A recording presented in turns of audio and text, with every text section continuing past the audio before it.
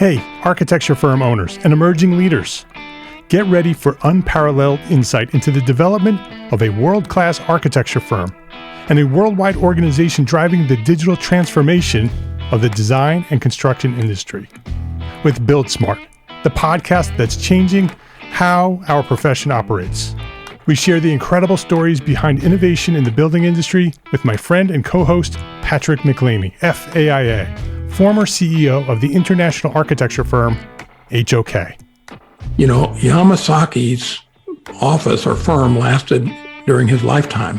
And when he passed away, I think that was the end of the Yamasaki office. Helmut did not want that. He wanted a firm that would live out and grow beyond the founders.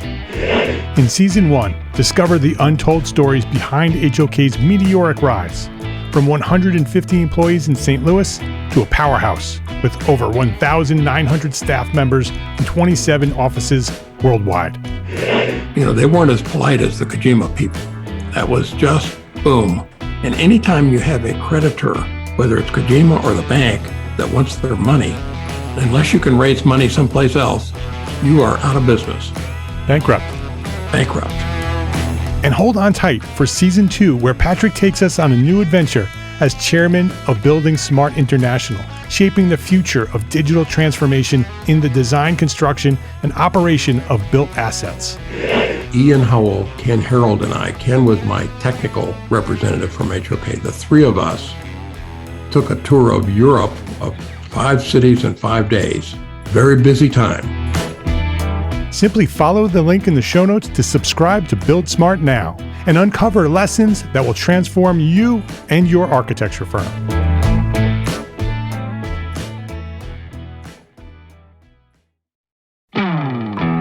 Hey, architecture firm owners and emerging leaders.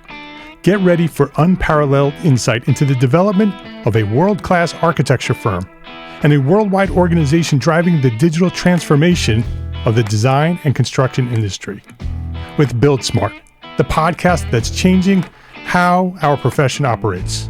We share the incredible stories behind innovation in the building industry with my friend and co-host, Patrick McLeamy, FAIA, former CEO of the international architecture firm, HOK. You know, Yamasaki's office or firm lasted during his lifetime. And when he passed away, I think that was the end of the Yamasaki office. Helmut did not want that. He wanted a firm that would live out and grow beyond the founders. In Season 1, discover the untold stories behind HOK's meteoric rise, from 150 employees in St. Louis to a powerhouse with over 1,900 staff members and 27 offices worldwide. You know, they weren't as polite as the Kojima people. That was just boom. And anytime you have a creditor, whether it's Kojima or the bank, that wants their money, unless you can raise money someplace else, you are out of business. Bankrupt. And hold on tight for Season 2, where Patrick takes us on a new adventure as chairman of Building Smart International, shaping the future of digital transformation in the design, construction, and operation of built assets. Ian Howell, Ken Harold, and I, Ken was my technical representative from HOK. The three of us took a tour of Europe of 5 cities in 5 days. Very busy time. Simply follow the link in the show notes to subscribe to Build Smart now and uncover lessons that will transform you and your architecture firm.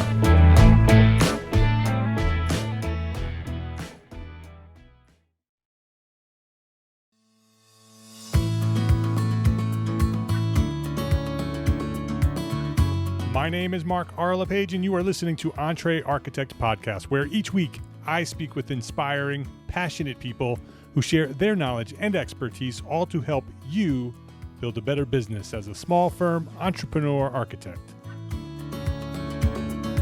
Marc Teer, welcome back to Entree Architect Podcast. Pleasure to be back. It's great to have you back. It's been a very long time. Episode 98 was the last time you were here. That's several years ago. And you and I have bumped into each other at conferences and that kind of thing, but it's been a long time since we've connected and talked. And so I'm looking forward to this conversation. Let me introduce you to anyone who may not know who you are. Marc Teer, FAIA, is the founder and CEO of Black Spectacles, an award-winning architect formerly at Gensler, assistant adjunct professor at Illinois Institute of Technology, chair of AIA Chicago's Young Architects Forum. Marc founded the online platform Black Spectacles in 2010 to advance the creative potential of architecture and design through online learning and career advancement. In 2020, Marc was elevated to the College of Fellows of the AIA and received the AIA Chicago Distinguished Service Award for achieving a standard of excellence in the profession and making a significant contribution to architecture and society. Absolutely earned, for sure. Significant contributions to our profession. We shared a little bit about your story back in episode 98. That title is called Life of an Entrepreneur Architect. We talked about all different kinds of things during that episode. We discussed the founding of Black Spectacles and how that happened. Shared a little bit about your origin story, but that's been a long time ago. So I want to share your origin story again. Go back to the beginning. Who or what inspired you to become an architect, and then share that journey from that point to where you are now. Yeah, I'm laughing because I wish I had like a really sexy answer to that, but I don't. It might actually be like Mike Brady from the Brady Bunch might actually be where I heard of. Mark, I would say that Mike Brady may be the number one biggest influence of architects in history, because we get that answer a lot. Yeah, I honestly don't know. I mean, I as a kid, invented a little cartoon series for myself, and then through middle school, and then when it came time to go to high school, I just knew that I for some reason I had this idea in my head that I wanted to be an architect, and intentionally searched for a high school that had an architecture program, and found one and took all their architecture classes. And I like to say that I entrepreneured my way into the School of Architecture at the University of Illinois. How did you know what an architect was? How did you know that there was a profession called architecture? I mean, honestly, I don't know. There was no one in my family. There was no one really in my life who taught me what it was. I knew I liked to draw, and I probably thought buildings were cool, but I had no idea what that really meant. And so it was just this sort of mysterious, neat kind of thing that I, decided. It's sort of strange how I just sort of knew that I wanted to do it. And then sure enough, in those first classes, it was a fit. I was like, oh yeah, this is awesome. This is what I thought it was. In fact, I went to Prospect High School in Mount Prospect, Illinois here, sort of one of the suburbs. And it was a good program. We were building, model houses, we were drawing, we were drafting, like all that stuff.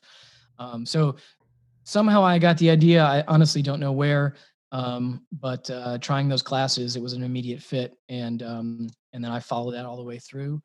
And followed that all the way to college. So you said you entrepreneured yourself into college. What did you mean by that? Yeah, so I had one of my relatives, one of my aunt, she invited me down to University of Illinois, where she had graduated, and we went there for a weekend. And it was the first and only college I visited, and I was totally blown away. And I was like, man, I need to go to this school. And I think that was probably my senior year, so I was a little late already. And I looked at the scores you needed to get in, and I didn't have the scores, and I wasn't really close. And it's funny, maybe the Sunday or Saturday of that weekend, we went to like an admissions, lecture on how to get in and blah blah blah. And 5 minutes in, I'm like, I need to go talk to somebody. I'm not listening to this crap. And I went down and went to like the actual admissions office, and I was like, I need to go to this school. How do I get in? And they basically mapped a path for me. They were like, well, you could, based on your numbers, okay, you could get into this program, which is adjacent to architecture. So, and then maybe you can get in eventually with, into that program. And that's what I did. I did get in. I'll never forget getting that envelope in the mail. That followed. So that my freshman year, it's funny. I called the dean of the School of Architecture, Art Cahay, I probably called him 30 times and telling him I They wanted to get knew into the they program. knew who Marc Teer was. And I never heard, he never responded. They always sort of put me, in a voicemail or whatever. And like the last time, I finally got through, and he's like, "Well, I think you've called me enough. We'll let you in." And that began my career in architecture. Of course, like a lot of programs, the program really doesn't start until sophomore year. Right. So so it worked out. Yeah. So I got in. So that's very interesting. That's a good lesson for people who are listening who want to achieve anything, right? If you really want it enough, and you work towards it, and you show others your passion for it and your determination, right? Show that work ethic and show that you're not going to give up until you get what you want. Yeah. Many times, and not always, but many times it works. Yeah, and that was, that's not necessarily my favorite thing to do is, call and ask for whatever I want. Right. Yep. I'm like pretty much not wired for that, if that makes sense. But like you said, I wanted it so bad that I sort of that desire to get in sort of pushed me past my own limitations to make that like super uncomfortable call. It also sounds like you times. had no plan B. That this was it. You needed to do this, or you didn't know what you were going to do. Exactly. Yes. Right. You had no other school. You had no other profession. This was it. I'm going to this school, and I'm going to become an architect. Yep. So, there was definitely no plan B. That's good insight. Yeah, right. So there's no alternative than to move forward and keep trying until you get in. Yeah. Sometimes I found that that desperation helps motivate me to, like I say, sort of transcend or move past your own like personal limitations. Yeah. So you get into college, and you go through the architecture program. What happens when you graduate? Yeah, I went to a career day and got a few interviews, and basically asked. Well, I guess I got a few interviews. And then I took the one that I wanted, which I thought was the best at the time. And I got a job at Leggett Architects, which is sort of a mid-sized firm, does a lot of schools here in the Chicagoland area. Was there for about a year or so, and then continued on. And it's kind of funny how the path sort of unfolded in front of me. I worked with a guy who we became friends, and he had graduated from Clemson University. And at that point, I had not traveled with school. And as you know, it's sort of part of our culture to go overseas, and I hadn't done that. And so I wanted to, go to grad school with a program that allowed you to travel. And Clemson had an amazing travel program with actually a lot of options for traveling. And so the two of us went on a road trip. We visited the school. He introduced me to some of the professors. We went down to Charleston, where they have a separate program. And I applied there. I got in. My first day of grad school was in Genoa, Italy. I literally got on an airplane, and 10 hours later, knocked on a door and was hoping there were Americans on the other side. And sure enough, there were. And that began, a really wonderful, 2 years.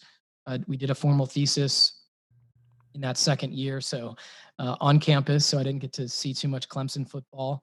I was mostly stuck in the library. So your entire time at grad school was in Italy? No, just the first semester. The second semester, then I actually went to another off-campus program, which was in Charleston, South Carolina. And then that last year, I came back to campus in Clemson and did my thesis there. So I got a year on campus, which was good.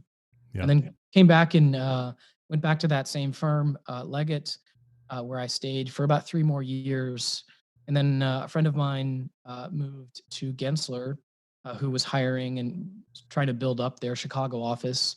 And they were working on this sort of big Chicago project called Block 37, sort of the infamous, 1 square block in downtown Chicago that had multiple failed developments, and there was finally some significant momentum. And so they were looking to build up the team, and I moved over there. And right during that time, it's funny, my boss at Leggett I had a review, and he said to me during the review, he's like, you should get involved in the Chicago architecture community. Maybe check out AIA Chicago. And I was like, okay. And I'm pretty sure I like went straight back to my desk and like Googled AIA Chicago and found the Young Architects Forum. And I swear, Mark, within like 60 days, I was the chair of the Young Architects Forum of AIA Chicago. It was really funny. Like they were running a competition at the time, sort of a local competition. And, I went to a couple of meetings because I was interested in participating. And the chair, Jeff Massad, at the time, he invited me out to lunch, which I thought was kind of cool. It was pretty nice. Like I didn't really know him that well. And he invited me out for lunch. And I'll never forget it. We're eating in the middle of lunch. And he was like, so do you want to be the chair of the Young Architects Forum next year? And the way he said it, it was like he was handing me a bag of poo. He was like, would you like this bag of poo, sir? And I was like, I don't think so. I guess maybe. Feeling a bit set up. Yeah. And so yeah, and what's kind of interesting is that I'm glad I said yes. It was a really smart decision to say yes, because my network in architecture went from, maybe like 30 or 40 architects who I knew from college and then in the office that I was in, to like 3,000 or 4,000 within about a year. Yeah. It was, I really had no idea what I was getting myself into, and it ended up being awesome. I made a ton of great friends there. We got to do all kinds of really cool programs. In fact, my good buddy Matt Dumich and I, we would just get together for lunch, and it was like kids in a candy store. We would be like, so what do you want to do now, man? Like, whose office can we go visit, or what kind of program do you want to do? We would just invent stuff out of thin air and send a couple emails, and next thing you know, we were running a program or some sort of an event. So it was a really rewarding experience, and again, made a lot of friends and so forth. Had a lot of really not only the friendships and network and stuff, but also had some like kind of career. Ultimately some like career eye-opening experiences doing many of the programs that we did. I learned a lot about myself as an architect and so forth. So it was, it was a great experience. It continues to be a great group of people to be, a part of. Yeah. The Young Architects Forum at the AIA has been influential in a lot of people, in their career. A lot of people who are leaders today in the profession, came out of those programs through different chapters in the National Young Architects Forum. Right. Very powerful, great lesson to young architects. If you're looking for a way to advance your career, get involved in the AIA and specifically the Young Architects Forum, because nationally it's a very active group. And it's a great way to, like Mark said, very quickly build a network, and your network is everything. That's how you get to the next level in your career is who you know and the networks you have and the people you know. And it's really powerful. That was one of the things that nobody ever whispered that in my ear. I just sort of like wandered into that reality, like, oh, boy, it's kind of handy to like, number one, be able to help people. Right. In fact, that's one of the strongest memories, which I'm sure we'll talk about later, is as the chair of the Young Architects Forum. Every month we hosted, one of the things we did was we hosted a monthly happy hour after work. And every single time we did it, 3 or 4 people, maybe 20 to 50 people would show up depending on the month. But regardless of how many people showed up, there was always 2, 3, 4, 5 people who would come up to me and say like, hey man, do you know anyone who's hiring, or do you know like any, what firms are good to work at? I'm new here or whatever. And that really opened my eyes to like, oh wow, the power, number one, like the opportunity to help these folks. Cause I had just gone through this experience of moving from Leggett to Gensler, and I wasn't just looking at Gensler. I'd really done a complete sort of review of all of the firms in Chicago, and sort of decided the short list of firms that I was interested in working at. So I sort of already knew all that stuff, and so to be able to help all these young people sort of find the firm that they might be looking at was really rewarding.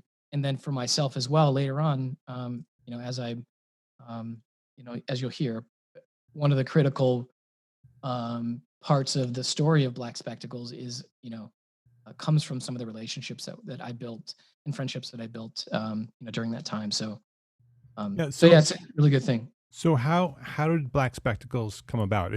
Was it that network that you built and some of the connections that you've made in the Young Architects Forum? Yeah.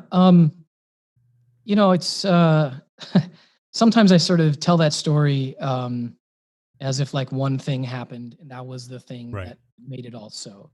But the truth is there's like 40 things that happened, and they all sort of like built on each other over time. But some of the basics are, I had my first child during that time. That was a really seismic thing for me. It changed sort of the lenses that I was looking through as in my career. Um, that was a big part. It happened in the middle of the Great Recession in 2000, 8, 9, 10. I watched half of The Office get laid off over the course of 6 layoffs in 18 months. Hmm. So like, I lived it basically along with all of my peers. We lived in fear for 2 years, which that also changes sort of the way you think about things. And I had the bug. I didn't really know it at the time, but when I look back now, I'm like, oh, yeah, I had a DJ business in college. Oh, like I was always working on a design competition on the side, whether in school or as a professional, or really um, in my work with the Young Architects Forum, or even the teaching. Like I was always sort of doing something on my own on the side, and I didn't really realize that, but that was all entrepreneurship. Right. And you read I read a couple of the right books at the right time, and many of them again kind of compounded on them all. But the one that really sort of set me loose was the 4-Hour Work Week, which sounds like some lame infomercial type of book, but that's a brilliant book because it's an action book. It's about starting. It's about moving forward. It's not, it's a manual. It really is a manual on how to like start a business. And, it kind of sells this idea that, you can build a business that's, something on the side that you really don't care that much about, but it generates enough money for you to kind of live the life you want to live and go do what you want to do. I wasn't so excited about that idea. But what I loved about that book was it's an action book. And I mean, honestly, by the end of the weekend of me reading that, I was already on. Like I had already pounded my fist on the table, had my entrepreneurial seizure. I'm like, I'm doing this. I don't care what anybody says. This business is going to be launched in a month. Of course, as I always say, it took 16 months to actually launch it, but it got me going. And sort of just one step at a time. Yeah. So the 4-Hour Work Week is the name of the book. Tim Ferriss is the author. If anybody's looking for it, if you haven't heard it, very influential in my career as well. I think it's probably the number one book for many entrepreneurs who have read the book. Very influential, and there's lots of different layers and levels to it. Some of it, is you don't really want to take too literally, and some of it is some really great life lessons that will help you grow. Totally. So before we jump back into the story of Black Spectacles and how it grew from that inspiration, just explain what it is so people understand what we're talking about. What is Black Spectacles? Yeah, it's an online learning platform. So it's a website and an app where you can go to learn design software and prepare for the national licensing exams. And it's video tutorial based. So what we did with all the software learning courses is we partnered, and again, this goes back to the whole network thing, both by just sort of a function of friendships and relationships at AI Chicago, and being a member of this massive firm. I just sort of wandered into lots of people who knew lots of different software, who worked at great firms, working on amazing projects. And so I just started asking friends of friends of friends if they'd be interested in making a course. And so we built a recording studio, and we invited them and brought them in to make a bunch of software tutorials.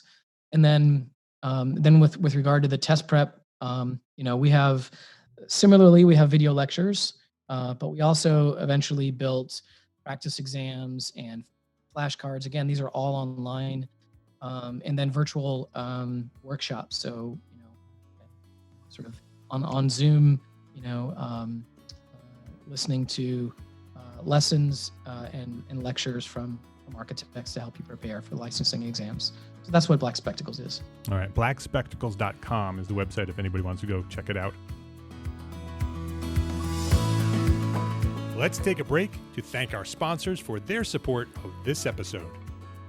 As architecture demand increases toward pre-pandemic levels and beyond, how are you and your architecture firm keeping up? ARCAT is here to help. ARCAT.com offers several free tools to help architecture and design firms like yours get work done faster. Use ARCAT's powerful search engine to find the right products for your projects and download BIM, CAD, and specifications right there on the same page without needing to pay or register. It's free. ARCAT.com also offers product videos, catalogs, green reports, product certification information, outline and short form specification generation, and so much more. Visit ARCAT.com today. ARCAT.com is your one-stop solution to help increase your productivity and get more projects done faster. That's ARCAT.com. ARCAT.com. FreshBooks makes it simple to send invoices, post your expenses automatically, track your time for your whole team by project, and get organized with financial reports, communication, and notifications. My favorite feature in FreshBooks is the automated invoice reminders. I think sending invoices and getting paid is one of the biggest barriers to our success as entrepreneur architects. Who has the time? But if we don't send out the invoices, we don't get paid, right? FreshBooks makes it easy to send out your invoices and get paid fast, online, with a click of a button. And when your client doesn't pay you on time, FreshBooks will send them a friendly email reminder through a simple system that you control. Sign up for a free 30-day unrestricted trial and get ready for the simplest way to be more productive, organized, and most importantly, get paid faster. Go to entrearchitect.com/freshbooks and enter EntreArchitect in the How Did You Hear About Us section.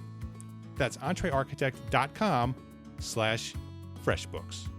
In the last few years, premium outdoor spaces have become a must-have architectural feature.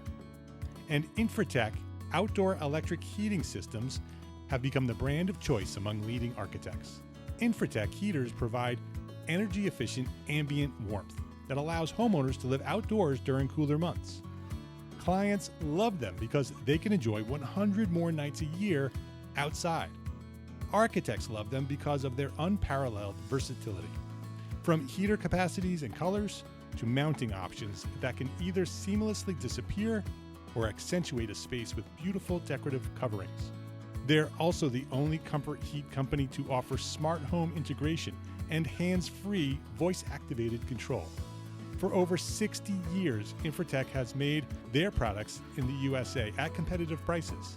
They offer incredible design and live technical support at every stage of a job. A few years ago, I was visiting Sonoma Wine Country in California. It was during the autumn, so it was a bit cool when the sun dropped below the horizon. One evening, we joined a group of friends for dinner at one of the big wineries, and we ate outside on the veranda.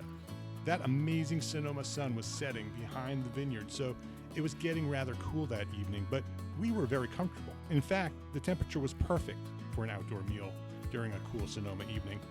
I looked up and around to discover why that temperature was so comfortable and found, yes, you guessed it, an Infratech heater integrated with the design of the wood trellis above our table. All these years later, I know it was an Infratech heater because back at the studio, we were planning a large outdoor space for a client, and outdoor heating was part of that plan, and we ended up specifying 6 Infratech heaters for that project. Their amazing customer support team helped us specify the right units, and we had a very happy and comfortable client. Infratech is specified at the most prestigious properties around the world. Learn why and sign up for a free consultation at infratech-usa.com/podcast. That's infratech-usa.com/podcast. Please visit our platform sponsors today and thank them for supporting you, the EntreArchitect community. So let's go back to the origins of Black Spectacles. So you're Young Architects Forum, big network. You're working for one of the largest architecture firms in the world, Gensler. You read some books. One of them is 4-Hour Workweek. And you have this entrepreneurial seizure and say, okay, I got to build a business. And did you know what that business was going to be right from the beginning? What was the seed of this idea? There's a funny story there. There was when I was teaching at IIT, I was teaching Revit. And so needless to say, as soon as you do that, you become known as the Revit guy, right? So I had some of these folks reach out to me for various things. And one of them, Bob Babin, reached out to me just to talk because he had some ideas about software and some courses and whatever. And so every once in a while, every few months, we'd get together. And during one of those conversations, which were always they were really fun conversations. He was such an entrepreneurially minded guy. He always came with 12 ideas about, various things. It was awesome. One day I was walking back to the office and it just hit me. Lynda.com for architects. Right. Yep. I remember walking by the Chicago River and just thinking that. I was like, oh my God, that would be amazing. Because at that time, I was in the trenches at Gensler. I was doing all the modeling and the drawings and the renderings and whatever for the projects that I was on. And so Revit was, coming out and sort of becoming much more useful and popular. This is when, parametric design and Grasshopper and those tools were becoming available. This is when V-Ray was becoming more mainstream and so forth. So I was sort of knee deep in all the tools that you need to know. And I had an appetite to learn, kind of stay up and up to speed with the newest tools and so forth. Because some of them, frankly, allowed you to do things that you couldn't otherwise do creatively. So I was desperate to learn them. And, I was raising my hand in the office and saying, yeah, I want to go to that training. Can you guys pay for me to go to this workshop? And even with that, it was hard to keep up. And so it was sort of with that context and that understanding. Plus, I was teaching.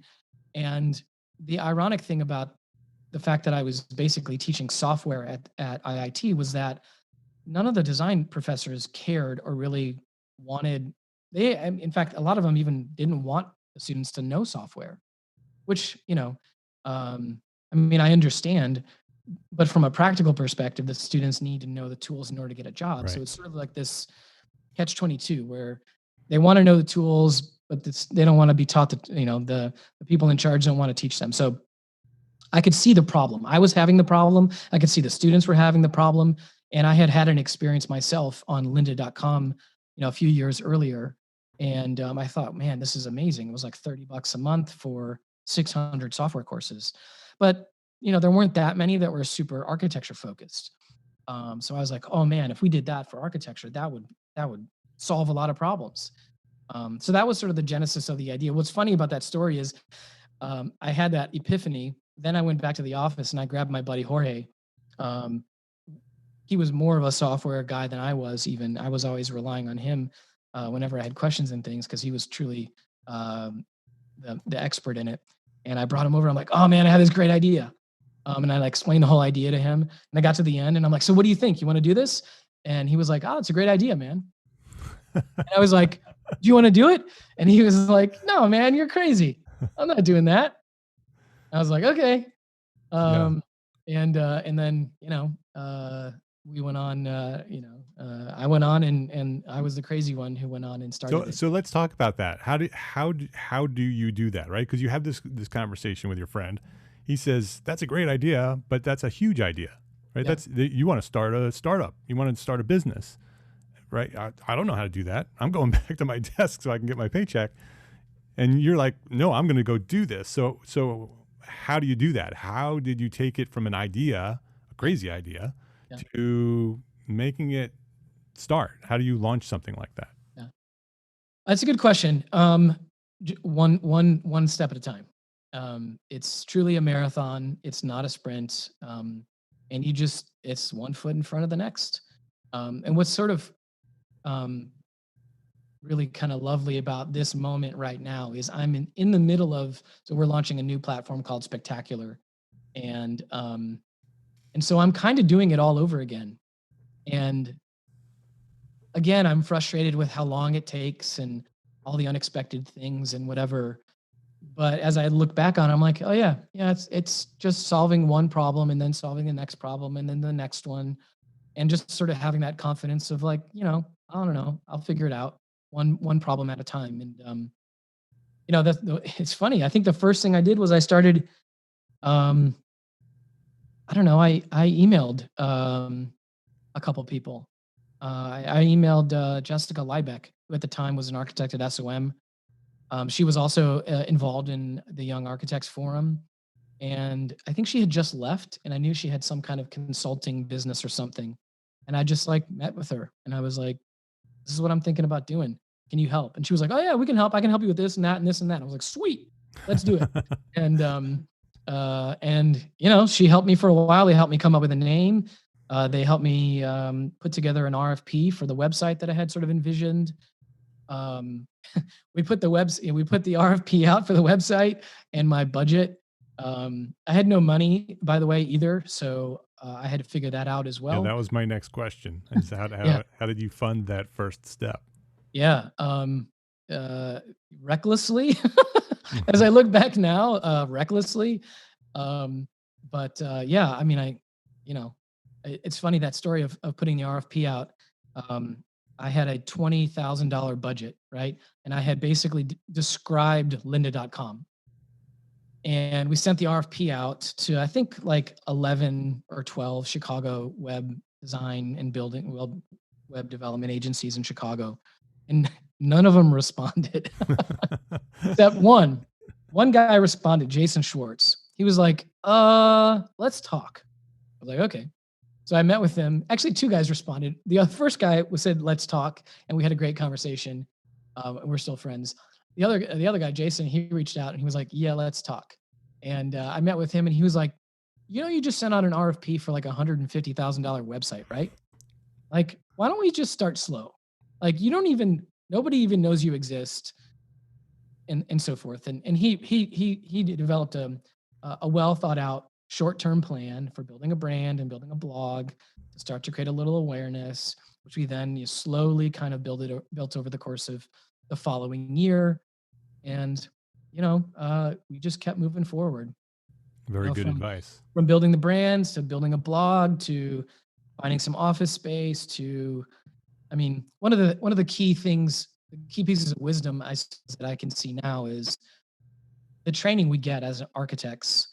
It prepares you for so much of this journey of starting a business. If you think about what we are trained to do, we're trained to start with a white piece of paper and someone says, I want to build a high school for, $80 million. And our response is, okay, when do you want it? Right. That's nuts. That's insane. And so the courage and the audacity and the confidence that we all have as architects to be able to solve problems, mow them down. You start with a big giant bubble diagram, and that one iteration after the other, you solve thousands of problems, and you get to, you go to the grand opening and you walk through the high school. How is, well, we all went to architecture school. We all practice architecture on a daily basis. And so in many ways, a lot of us are already wired, or at least maybe not wired, but certainly have the tools to start working on something. What's fascinating when you look at the statistics about architects and you see that half of the architects in the United States run their own firm. Right. That tells you a lot. And 25% of them are firms 10 or less, or 9 or less. So 75% of the firms in the United States are 9 people or less. There you go. That tells you the whole story right there. That's exactly where Entrepreneur Architect came from, where Entre Architect is Entrepreneur Architect. And that was my recognition that everybody who owns their own small firm is an entrepreneur, whether you think you are or not. Yeah, are. 100%. And that was the inspiration for that name, with the idea that we could help them learn to build better businesses so they can be better architects and be more Yeah. successful. And how goofy that none of us get the training in how to do that. Right. Exactly. Yeah. It's Even to insane. this day, I mean, some programs are starting to come around, but even to this day, architecture programs really don't see it as their responsibility to teach us those things. And so, luckily, there are platforms like Black Spectacles and Entrepreneur Architect and all these others that are doing those, recognize those things 10, 12 years ago, started them and are now growing them into significant, players, big impact on the profession. Yeah. So Black Spectacles has definitely grown into a significant impact on the profession, to have a significant impact in the profession, has taught probably millions of architects. I don't know, millions, but a lot. Let's go with millions. I like that. Yeah, millions of architects. And so now you're sort of taking it to the next level. You mentioned spectacular. I don't even know what spectacular is. So let's talk about spectacular. What is spectacular, and why are you launching it? Yeah. So it goes back to that story of me running the Young Architects Forum in 2005 and 2006, and those instances where people came up to me and they said, "Hey, Mark, I'm looking for a new job. Like, who's hiring? Who should I go work for? I'm new to this city, etc." So in 2018, well, I mean, as many of you probably do yourself, as your business scales, you search out mentors, people to help you, avoid the pitfalls and so forth. And I found a great mentor in 2017, 2018, who, after we spent a lot of time together, he was like, "You guys, I think maybe we were, maybe 9 people at that point, full-time employees."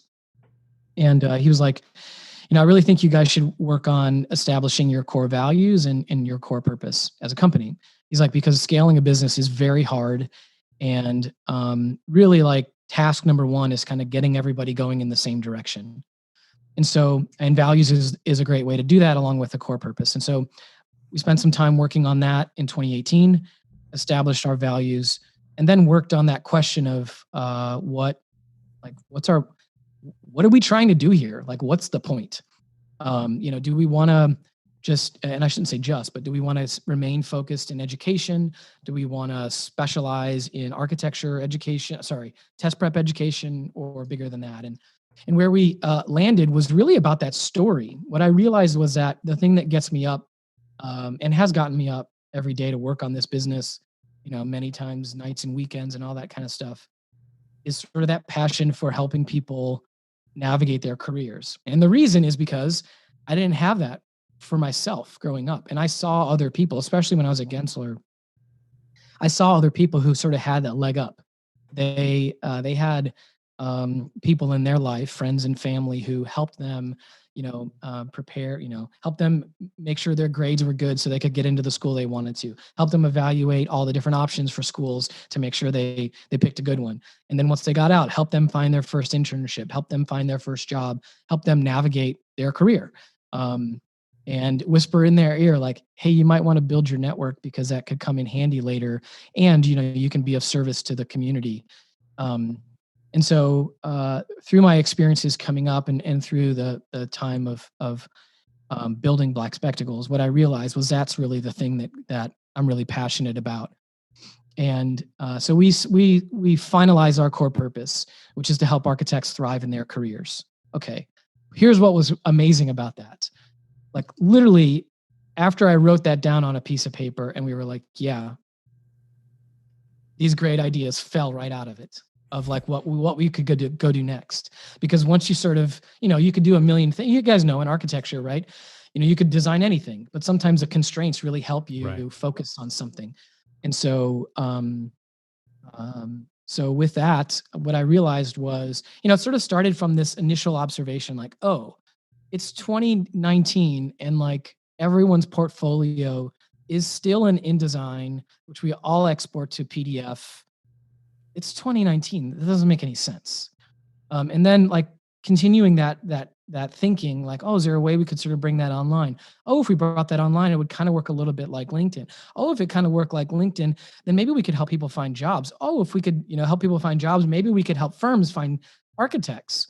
And then for my time actually in the trenches at Gensler, I remember there was a guy who was a young guy. He started, and it turns out he kind of oversold his skills, Revit skills.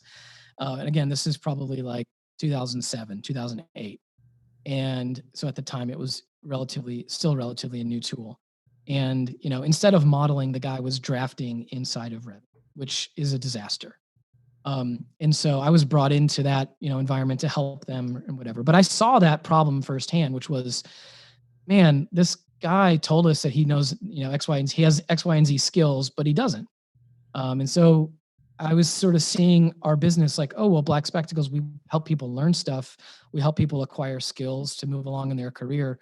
Oh, maybe in this new platform, we can help people. Maybe we can do skills testing and sort of provide clarity on what people, are good at and aren't good at, or, where they are in their skills. And then we can provide tools to help them, level up their skills. If they're unhappy with where they are, fine, take a couple of courses and, you can have this credential or whatever. So it just started to kind of like unfold as this idea. And eventually, really at the, on April 1st, we announced it, April 1st of 2020, right after the pandemic hit. A lot of businesses were thinking about, okay, what can we do to help? Like, what's happening right now? What could we do to possibly help? And, this idea of working on Spectacular it was in the, it was in our minds, but we didn't necessarily know exactly when we were going to start. And when the pandemic hit, we were like, all right, we're starting now. It's time. It's time to go. And we started a little over a year ago. Spectacular ultimately we're calling it the professional network for architects and firms. So it'll be a place where architects can sort of put forth their professional profile. So it'll be a place where you put your resume, essentially your experience, your projects, your portfolio. And what I'm excited about is on our homepage, we're going to feature the best projects of the day. So, 7 or 8 of the best projects every single day. So it's also going to be a way for architects to get their work recognized. Because especially for young architects, and you guys know, young architects usually means someone 40. So, right. I mean, up and coming folks who are coming out of school or in school in the first 10 years in their career, it's almost impossible to get any recognition for your work. You can't really get published anywhere. So we're trying to, there's a way for us to try to create some recognition and some showcase some of the work of young architects. Also, it'll be a place where firms can create their profile, big and small alike. In fact, we have a product advisory board of architects from across the world, actually.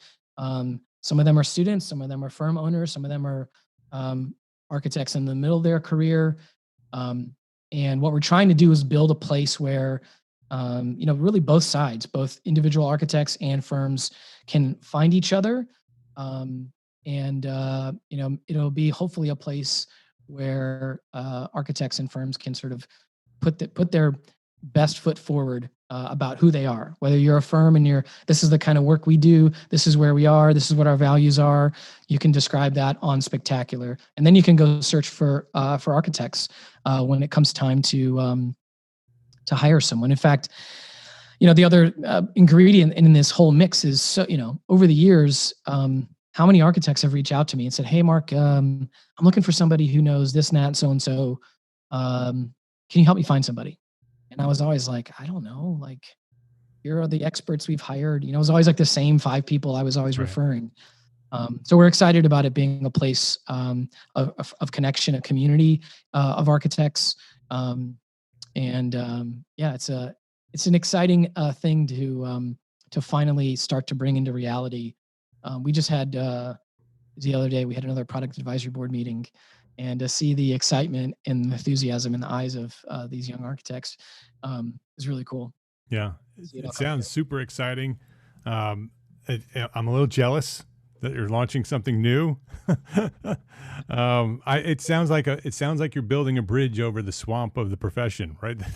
that right now, in order to get the architect to the firm, you have to sort of wade through this swamp and find the right rocks to jump onto and meet the right people along the way. Yeah. And you're building this bridge over that just connects the people to the firms. It sounds like a great idea. Thank you. Super well needed for our profession. It's funny. I was talking to Michael Speaks, who's the dean of the School of Architecture at Syracuse, and he was telling me that one of the biggest problems that young architects have is they don't know the firms. Like, sure, they know the 20, right.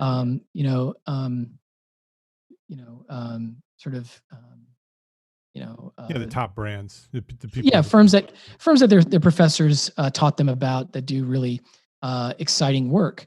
But in terms of wherever they are, whether it's New York or wherever you are, they don't really know all the firms in that. And I remember that same experience myself. That first job I got, like I was telling you earlier, was the result of me going to a career fair and wandering around, and whoever happened to be there, those are the firms I knew about. And needless to say, that was only 30 firms, and there's however many, 1,000 in Chicago. So that's what I'm excited about. Is it'll be a place, especially for young and up and coming and small firms, to present their professional profile, create some awareness for the kind of work they do, for the kind of culture they have, and find top talent. Really, really exceptionally talented architects. Super exciting. So the website is spectacular.design. If anybody wants to go check it out. And is it a membership site? Is it free? Does it cost anything? It's a free site. Yeah, it's free. Okay. So spectacular.design. One more question before we get to our final question. I have just curious, why launch a separate brand and a separate website separate from Black Spectacles? Why not just make it a component of Black Spectacles? Yeah, it's a great question. I think it's because, obviously there's a relationship there with the name and the brand. Yeah. But it's, the brand of Black Spectacles is unique to education. That's really where architects go. And I mentioned earlier that from the moment we defined our core purpose and where we're trying to go, a number of ideas fell out. Well, a couple of them are in the educational space as well, and we're working on those now. They're not quite as far along, but so we're going to continue to build out Black Spectacles as really this educational resource. And then Spectaculars it's a different thing. Although it still is web-based, it's a different place. So it felt wise to build a different brand, but one that was related. So yeah. So there's a relationship there, but it's definitely a different entity altogether. Got it. What's one thing that a small firm architect can do today to build a better business for tomorrow? We're talking to thousands of architects right now. Most of them are small firm business owners. Lots of lessons in the conversation that we just had. What's one thing they can do right now to build a better business for tomorrow? Well, I guess if you were to, just from this conversation, the thing that has really propelled us forward was that idea of figuring out what our purpose is. What is the thing what's the thing that we're trying to do? Because that helps you figure out what you're not going to do. I've had a lot of calls, a lot of connections with this person, that person. Hey, I've got this great idea for this one thing over here, and it's kind of related to architecture and blah, blah, blah. No. It's having that kind of purpose helps you stay focused, which is one of the hardest things in business, is to stay focused on where you're trying to go. And so that served us incredibly well. It's also, like I said, it's sort of magical the way that it provides those constraints for you not only to know what to say no to, but also what to say yes to. And it helps you. It's helped us see really clearly about where the things that we want to go pursue. Which again, that by itself is almost this sort of recursive thing, right? Where once you know where you want to go, then you know the right things to work on. Then you're excited about it because you're excited about where you're trying to go, and the things that you're trying to do are fulfilling that, which makes it even more exciting. So that would be one of the key lessons I've learned so far. Yeah, wise advice. His name is Marc Teer. Website is blackspectacles.com. The new website is spectacular.design. Go check them out, both of them. Go say hi and let them know that you heard our conversation here today at Entre Architect Podcast. Marc, thank you for not only coming on the show today, but for all you've done throughout the years here in the profession. You've had a significant impact on the lives of thousands of architects in what you're doing. And so I thank you for leading the profession, sharing the knowledge that you have shared, building the platforms that you have built. And thank you for coming on today and sharing that story and sharing your knowledge at Entre Architect Podcast. Thank you as well, Marc. It's been a lot of fun. If you liked this episode of Entre Architect Podcast, please share a rating, write a review, and share a link to this episode with a friend. That's how Entre Architect will grow to serve thousands more architects just like you. Thank you to our sponsors, Arcat, FreshBooks, and Infratech Comfort Heaters for their support of this episode. Links to our sponsors and all the resources we discussed today are available at the show notes for this episode found at entrearchitect.com/podcast. Entre Architect is a member of the Gable Media Podcast Network. Gable Media is curated thought leadership for an audience dedicated to building a better world. Listen and subscribe to all the shows at gablemedia.com. That's GABL media.com. And check out Entre Architect Academy membership. Ready to edit business resources, live monthly business training for architects, a supportive architect community, and simple systems. Our new business system program developed for small firm entrepreneur architects just like you. It's all waiting for you right now at Entre Architect Academy membership, including AIA continuing education learning units. Come join me and hundreds of your entrepreneur architect peers. Visit entrearchitect.com/join to enroll today. Thank you for listening. Love, learn, and share what you know.